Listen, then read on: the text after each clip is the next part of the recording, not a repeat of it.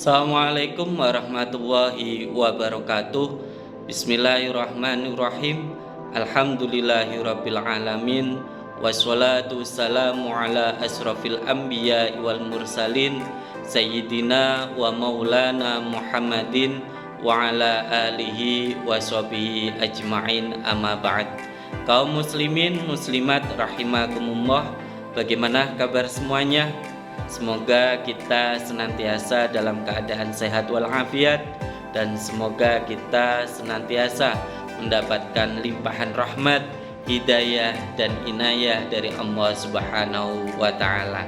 Saudara-saudaraku kaum muslimin muslimat rahimakumullah, di sini kami akan menjelaskan materi pendidikan agama Islam di tingkat SMK melalui media video pembelajaran. Mudah-mudahan dapat memberikan manfaat bagi semua guru dan siswa. Guru adalah seseorang yang sangat dibutuhkan di dalam pelaksanaan proses pembelajaran di sekolah. Tanpa adanya guru, kecil kemungkinan pelaksanaan pembelajaran dapat berjalan dengan maksimal. Namun pada suatu saat guru juga dapat menghadapi kesulitan di dalam proses pembelajaran. Misalkan pada saat memberikan materi mengenai suatu pokok bahasan, banyak siswa yang kurang paham, kurang mengerti terhadap materi yang telah disampaikan oleh gurunya. Hal ini terjadi karena guru hanya menjelaskan pelajaran yang sulit dimengerti dengan kata-kata, meskipun telah diselingi dengan contoh-contoh. Berdasarkan problematika tersebut, peran media dalam pembelajaran sangatlah besar untuk membantu proses pembelajaran itu sendiri. Dalam menjelaskan pokok bahasan kepada siswa, guru dapat menggunakan media yang sesuai. Berdasarkan hal tersebut, saya membuat sebuah media pembelajaran yang berbentuk audio visual. Media ini adalah media video pembelajaran yang diharapkan dapat membantu guru maupun siswa untuk memaksimalkan proses pembelajaran. Program video pembelajaran ini ditujukan kepada semua siswa-siswi kelas 11 SMA atau SMK pada mata pelajaran pendidikan agama Islam. Baik saudara-saudaraku kaum muslimin muslimat rahimakumullah, mudah-mudahan memberikan manfaat bagi kita semuanya, sehingga kita dapat menjalankan tugas kita sebagai pengajar dengan baik. Wassalamualaikum warahmatullahi wabarakatuh.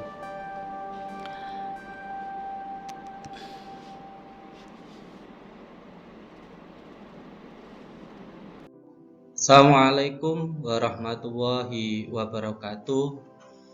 Anak-anakku sekalian, bagaimana kabar semuanya? Mudah-mudahan kita senantiasa diberikan kesehatan oleh Allah Subhanahu wa taala dan kita bisa melaksanakan pembelajaran dengan baik. Anak-anakku sekalian, kita akan belajar bersama mata pelajaran pendidikan agama Islam dan budi pekerti. Kali ini kita akan mempelajari tentang iman kepada kitab-kitab Allah. Tapi sebelum kita mulai, marilah kita awali dengan pembacaan Ummul Kitab. Mudah-mudahan kita diberikan kemudahan, diberikan kelancaran di dalam proses pembelajaran kali ini.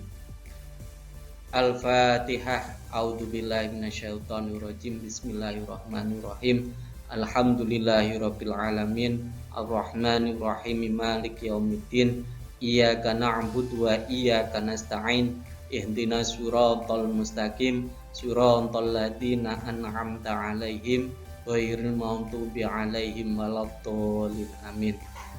Anak-anakku sekalian, sebelum kita memahami tentang iman kepada kitab-kitab Allah, kita mencoba mencari informasi melalui literasi agar kalian betul-betul memahami apa iman kepada kitab-kitab Allah itu. Baiklah, kita lanjutkan dengan materi pembahasan tentang iman kepada kitab-kitab Allah. Kita akan memahami apa itu definisi daripada iman kepada kitab-kitab Allah. Kemudian kita akan memahami ada berapa Allah menurunkan kitab-kitabnya kepada Nabi dan Rasul. Baiklah anak-anakku sekalian, kita mulai materi tentang iman kepada kitab-kitab Allah Subhanahu wa Ta'ala. Di sini ada peta konsep tentang kitab-kitab Allah. Kalian sedikit banyak sudah mengetahui Allah telah menurunkan kitab-kitab kepada rasul-rasulnya yang ditunjuk.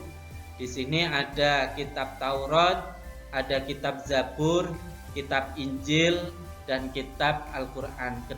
Kenapa kita buat peta konsep seperti ini?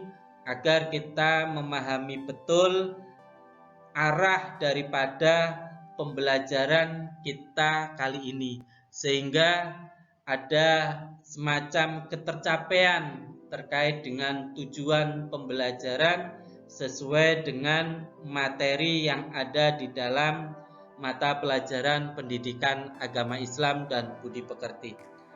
Anak-anakku sekalian, kitab-kitab Allah ini ada Taurat, ada Zabur, ada Injil, dan ada Al-Quran. Di sini kita peta konsepkan bahwa di dalam ketiga kitab ini, Taurat, Zabur, dan Injil, kita diharapkan mengetahui sejarahnya dan meyakini keberadaannya.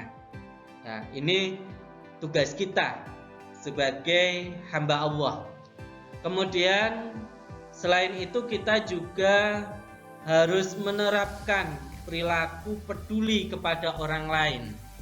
Nanti di dalam materi ini juga dijelaskan isi-isi yang terkandung di dalam beberapa kitab ini, yaitu Taurat, Zabur, Injil, dan Al-Quran.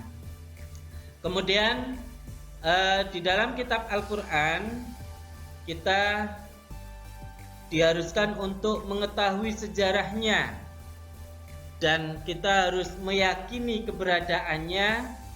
Selain kita meyakini keberadaannya, kita juga harus membaca, memahami, dan menjadikannya sebagai pedoman di dalam kehidupan sehari-hari.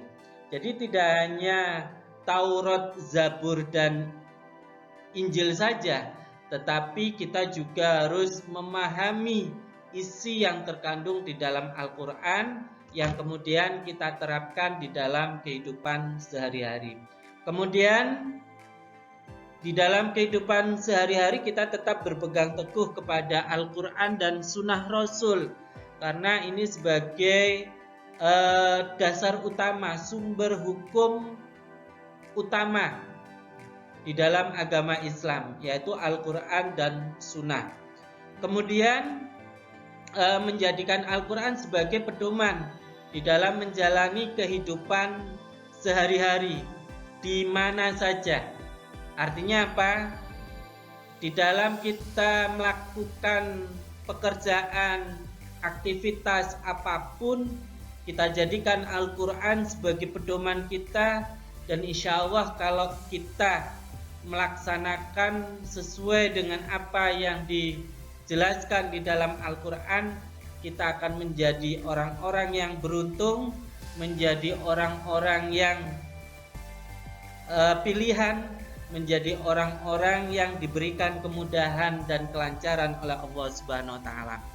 Anak-anakku sekalian, ini kitab Allah yang diturunkan kepada Rasulullah, ya, ada Taurat, Zabur, Injil dan Al-Qur'an. Jadi sebelum ke materi, kita memahami dulu peta konsep yang ada di dalam slide tersebut. Baik, kita lanjutkan. Nah, sebelum kita mempelajari tentang materi kitab-kitab Allah, kita perhatikan terlebih dahulu ada 3 foto atau gambar di sini. Ya, ada seorang siswa atau beberapa siswa yang belajar Al-Qur'an kepada gurunya. Ya, di situ ada bapak guru yang sedang mengajari Al-Qur'an. Ya, membaca Al-Qur'an. Di situ ada 5 siswa yang sedang belajar Al-Qur'an di musola.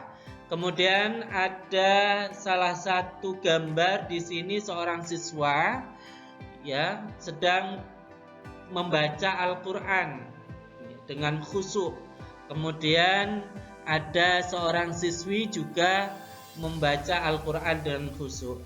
Dari gambar tersebut, bagaimana pendapat kalian setelah melihat gambar tersebut?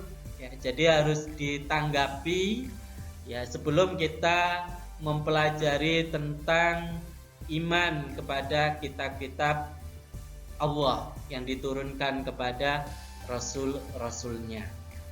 Dan memang Al-Qur'an itu tidak hanya dibaca saja, tetapi harus diterapkan, ya, harus diaplikasikan di dalam kehidupan sehari-hari, sehingga kita mampu untuk melaksanakan apa yang telah dijelaskan di dalam Al-Qur'an, baik yang kaitannya dengan ubudiyah, yang kaitannya dengan akhlak, kaitannya dengan akidah, kemudian kaitannya dengan yang lain-lainnya.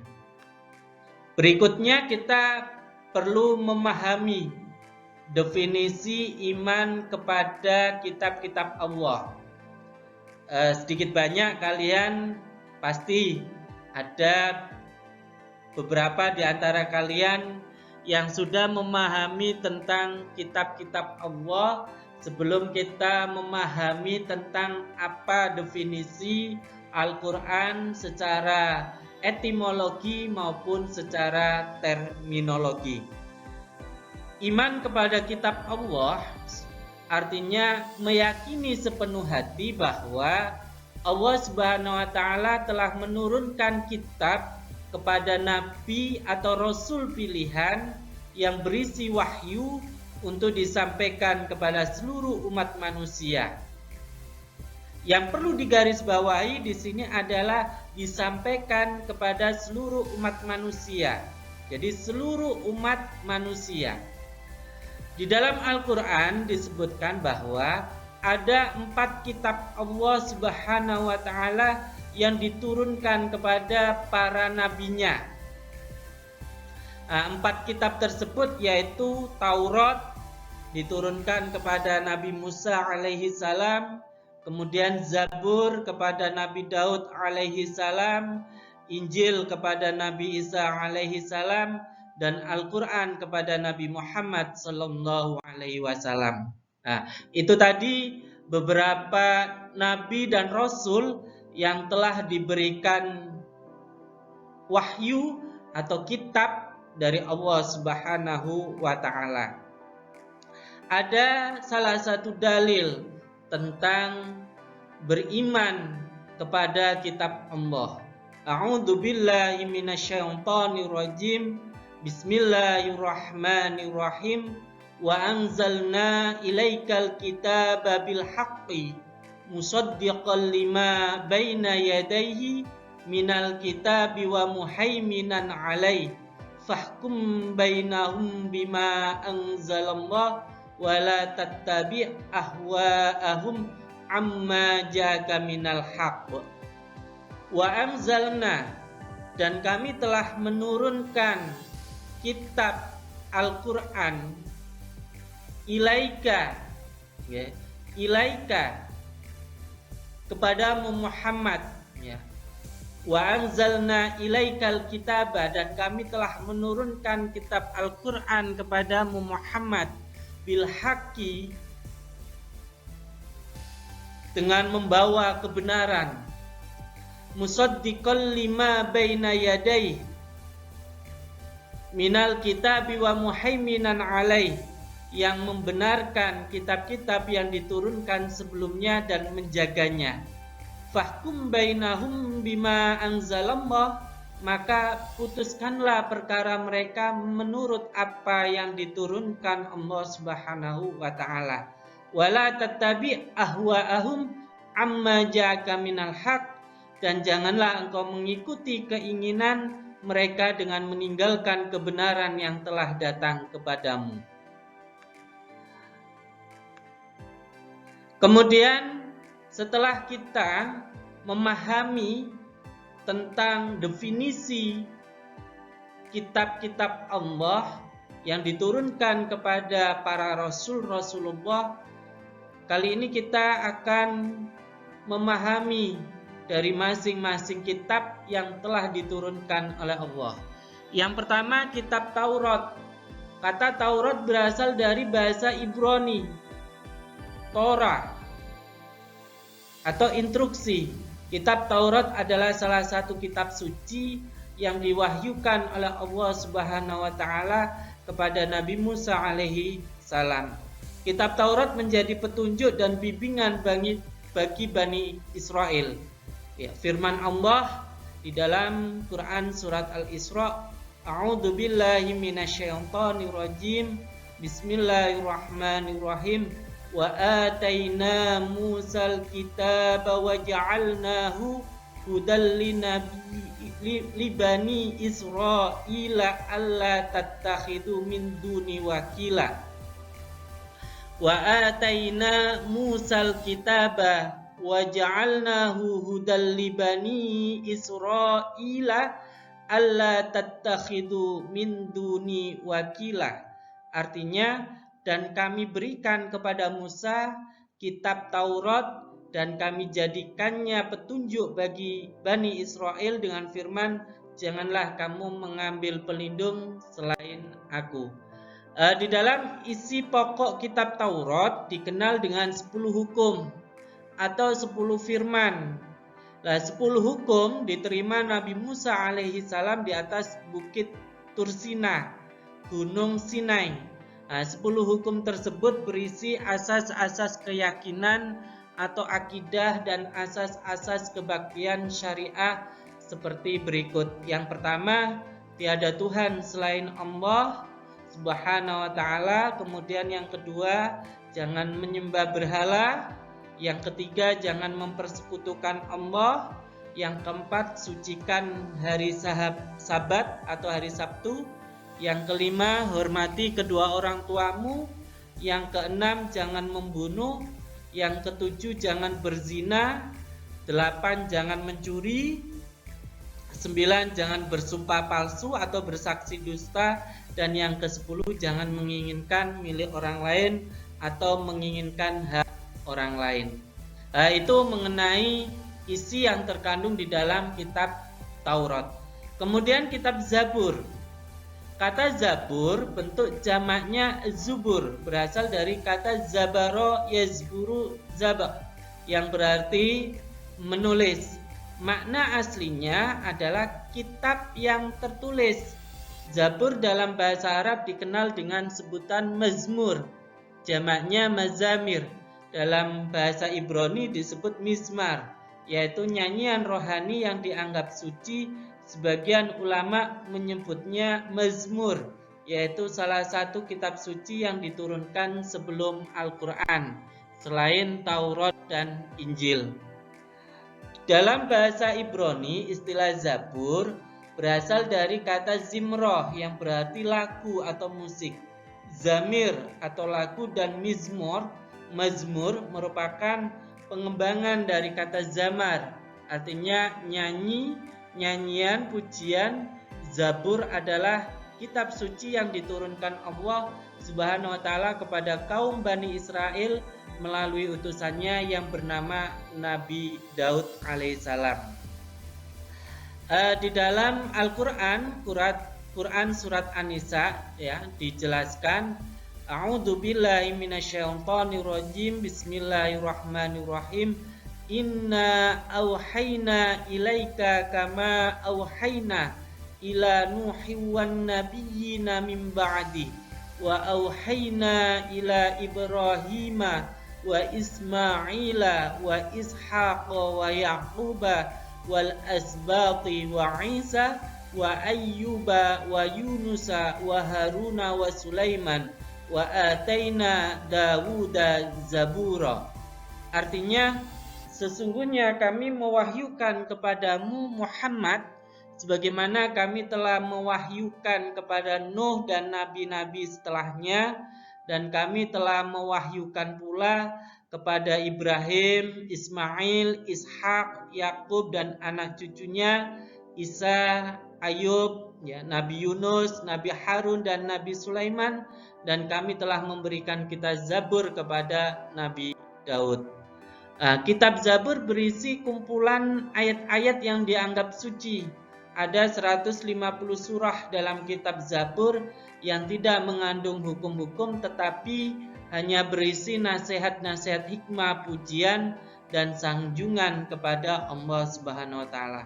Secara garis besar, nyanyian rohani yang disenandungkan oleh Nabi Daud alaihissalam dalam kitab Zabur terdiri atas 5 macam. Yang pertama, nyanyian untuk memuji Tuhan.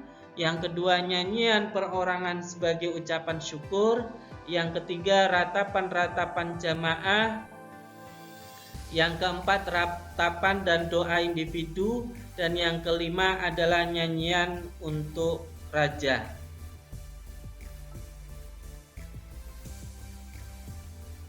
Kemudian, setelah kita mempelajari kitab Taurat, kitab Injil, setelah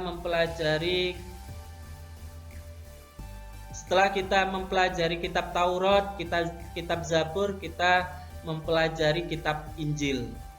Kitab Injil diwahyukan oleh Allah Subhanahu wa taala kepada Nabi Isa alaihissalam. Kitab Injil diturunkan kepada Nabi Isa.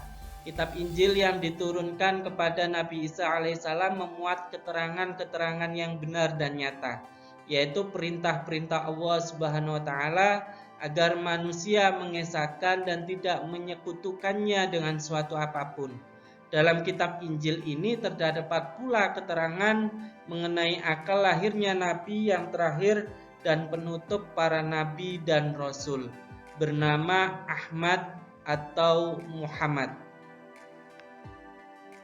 Kitab Injil diturunkan kepada Nabi Isa alaihissalam sebagai petunjuk dan cahaya penerang bagi manusia. Nabi Isa alaihissalam diutus untuk mengajarkan tauhid kepada umat atau pengikutnya, yaitu tauhid di sini artinya mengesahkan Allah dan tidak menyekutukannya. Penjelasan ini tertulis dalam Quran surat Al-Hadid. Bismillahirrahmanirrahim. Tsumma qaffayna ala atharihim birusulina wa qaffayna bi Isa ibn Maryama wa atainahul Injil wa ja'alna fi qulubil ladzina ittaba'uhu ra'fatan wa rahmah. Artinya, kemudian kami susulkan rasul-rasul kami mengikuti jejak mereka, dan kami susulkan pula Isa putra Maryam, dan kami berikan Injil kepadanya, dan kami jadikan rasa santun dan kasih sayang dalam hati orang-orang yang mengikutinya. Itu terkait dengan Injil. Kemudian terkait dengan kitab Al-Quran. Al-Quran merupakan kitab suci yang diturunkan oleh Allah kepada Nabi Muhammad melalui malaikat Jibril. Al-Quran diturunkan secara berangsur-angsur. Al-Quran diturunkan selama kurang lebih 23 tahun atau tepatnya 22 tahun, 2 bulan, 22 hari. Dan Al-Quran terdiri atas 30 juz, 114 surat, dan 6.236 ayat dan 74.437 kalimat dan 325.345 huruf. Wahyu yang terakhir turun adalah Quran surat Al-Maidah ayat 3. Ayat tersebut turun pada tanggal 9 Dzulhijjah tahun 10 Hijriah di Padang Arafah ketika Nabi Muhammad sedang menunaikan haji wada atau haji perpisahan. Beberapa hari sesudah menerima wahyu tersebut, Nabi Muhammad SAW wafat. Intisari di dalam Al-Quran, bahwa di dalam Al-Quran terdapat nama-nama lain dari Al-Quran, yaitu Al-Huda, artinya Al-Quran sebagai petunjuk seluruh umat manusia. Kemudian Al-Furqan, artinya Al-Quran sebagai pembeda antara yang baik dan buruk. Kemudian Asy-Syifa, artinya Al-Quran sebagai penawar atau obat penenang hati. Kemudian Adz-Dzikr, artinya Al-Quran sebagai peringatan adanya ancaman dan balasan. Kemudian Alkitab, artinya Al-Quran adalah firman Allah yang dibukukan. Di dalam Al-Quran juga terdapat isi pokok Al-Quran. Yang pertama yaitu akidah atau keimanan, ibadah, baik ibadah mahdhah maupun ghairu mahdhah. Kemudian yang kedua, ibadah merupakan pokok yang berisi pengajaran akan amalan-amalan pokok dalam kehidupan manusia. Yang ketiga, akhlak seorang hamba kepada Khalik, sang pencipta, kepada sesama manusia dan alam sekitarnya. Yang keempat, muamalah, yaitu hubungan manusia dengan sesama manusia. Yang kelima, kisos, yaitu cerita nabi dan rasul, orang-orang soleh dan orang-orang yang ingkar. Yang keenam, semangat mengembangkan ilmu pengetahuan. Kemudian ada pembahasan tentang keistimewaan kitab suci Al-Quran. Yang pertama yaitu Al-Quran sebagai petunjuk dan rahmat bagi orang-orang yang beriman dan bertakwa. Kemudian yang kedua sebagai informasi kepada setiap umat bahwa Nabi dan Rasul terdahulu mempunyai syariat atau aturan dan caranya masing-masing di dalam menyembah Allah. Yang ketiga, Al-Quran sebagai kitab suci terakhir dan terjamin keasliannya. Dan yang keempat, Al-Quran tidak dapat tertandingi oleh ide-ide manusia yang ingin menyimpangkannya. Kemudian Al-Quran dengan membaca dan mempelajari isi Al-Quran merupakan ibadah. Dalam hal ini, umat Islam wajib mengimani dan mempercayai isi Al-Quran karena Al-Quran merupakan pedoman hidup umat manusia. Terlebih lagi pedoman hidup umat Islam. Apalagi kita tidak mengimani dan mengamalkannya, kita termasuk orang-orang yang ingkar atau kafir. Cara mengamalkan isi Al-Quran adalah dengan mempelajari cara belajar, membaca, atau mengaji baik melalui Iqra, Qiraati atau yang lainnya. Kemudian mempelajari artinya, menganalisis isinya dan mengamalkannya. Ada beberapa yang perlu kita pahami, anak-anakku sekalian. Ada beberapa penerapan perilaku mulia di dalam beriman kepada kitab-kitab Allah. Yang pertama yaitu meyakini bahwa kitab-kitab suci sebelum Al-Quran datang dari Allah. Jadi perlu kita imani semuanya. Meskipun kita tidak tahu secara zahir kitab-kitab tersebut, baik Taurat, Zabur maupun Injil. Kemudian yang kedua, Al-Quran juga dijaga kemurniannya oleh Allah termasuk melalui hafalan para penghafal Al-Quran sampai sekarang. Menjaga kemurnian Al-Quran adalah tugas kita sebagai Muslim.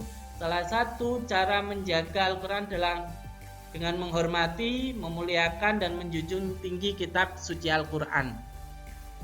Yang ketiga, menjadikan Al-Quran sebagai petunjuk dan pedoman hidup dan tidak sekali-kali berpedoman kepada selain Al-Quran. Dan yang keempat, berusaha untuk membaca Al-Quran dalam segala kesempatan di kala suka maupun duka, kemudian belajar memahami arti dan isinya. Yang kelima, berusaha untuk mengamalkan isi Al-Quran di dalam kehidupan sehari-hari, baik di waktu sempit maupun di waktu lapang. Nah, ini beberapa penerapan tentang perilaku mulia terhadap keimanan kita terhadap kitab-kitab Allah. Anak-anakku sekalian, kita sebagai umat Islam wajib meyakini dan mempercayai semua kitab-kitab Allah yang diturunkan kepada para rasul, baik Taurat, Zabur, Injil, dan Al-Quran. Keimanan kepada kitab-kitab selain Al-Quran dilakukan dengan cara menghormati, menghargai keyakinan mereka, tetapi keyakinan terhadap Al-Quran bukan hanya sekedar percaya saja di dalam lisan dan hati saja, tetapi harus diwujudkan dalam perilaku kita sehari-hari. Keselamatan dan ketentraman hidup baik di dunia maupun di akhirat dapat kita raih apabila kita menjadikan Al-Quran sebagai pedoman di dalam menjalani hidup sehari-hari. Mari kita mulai saat ini untuk menjadikan Al-Quran sebagai pedoman hidup dengan cara membaca, mempelajari, mengkaji, dan mengamalkan isi kandungannya. Ada beberapa yang perlu kita simpulkan di dalam materi tersebut, anak-anakku. Yang pertama, umat Islam wajib mengimani kitab-kitab Allah, baik Al-Quran maupun kitab-kitab sebelumnya, yaitu Taurat, Zabur, dan Injil.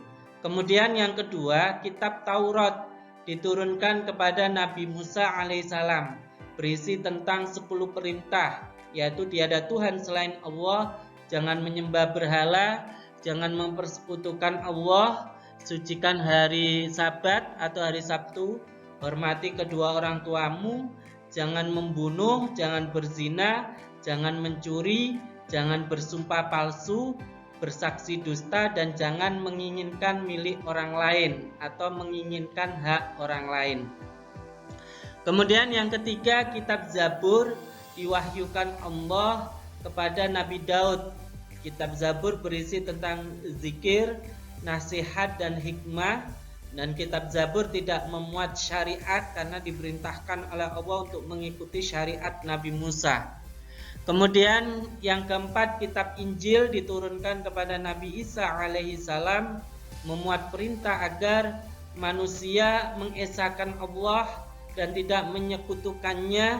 Dalam kitab Injil juga menjelaskan bahwa di akhir zaman akan lahir Nabi yang terakhir, yaitu Nabi Muhammad SAW. Kemudian yang kelima, Al-Quran adalah kitab suci yang diturunkan kepada Nabi Muhammad sebagai penyempurna kitab-kitab sebelumnya. Al-Quran terdiri atas 30 juz, 114 surat, dan kurang lebih 6.236 ayat, 74.437 kalimat, dan 325.345 huruf. Ya, jadi turunnya Al-Quran disebut dengan nuzulul Quran. Dan yang keenam, di antara keutamaan Al-Quran adalah diberi pahala bagi